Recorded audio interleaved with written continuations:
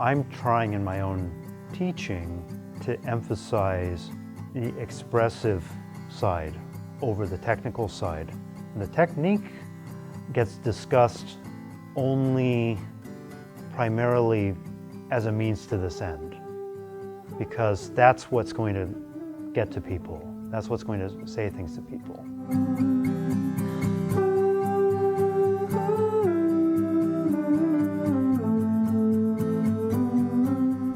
Let me give one story.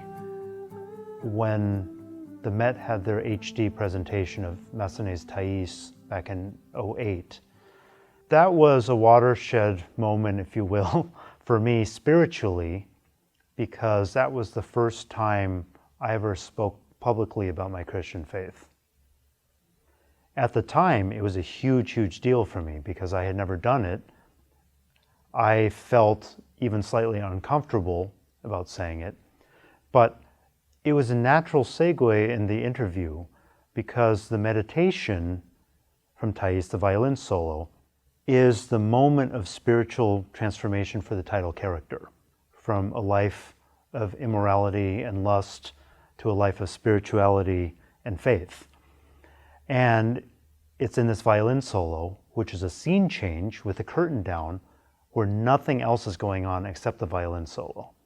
So I mentioned that playing this passage had significance for me personally because of the role that my own faith plays in my personal life. And that's all I said about it.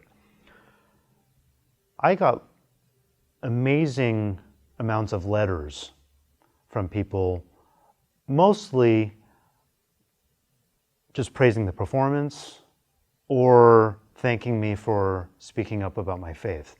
But I had one letter from somebody who had said that she had begun to despair of life and making music, and that it had all become a little grim and tiring, and she had lost a lot of hope. And since seeing my performance and interview, she had recovered a lot of that, recovered the joy of playing music at church, rediscovering joy in music, in life, and in God. Having come to know God a little bit more, I do find that being able to lean on Him and lean on my faith has made that so much easier, made me capable of coping with so much more than just doing it on my own.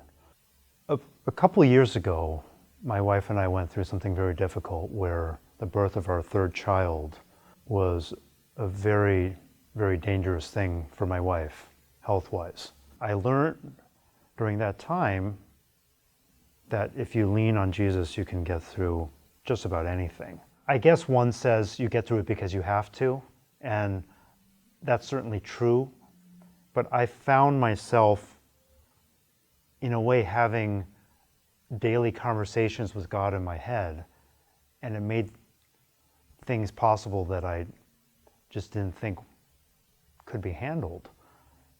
And then things got better, and these conversations went away, not because He went away, but because I ceased to think about Him so much. And what I've learned this past year, that's a really big change for me, and which I hope stays, is that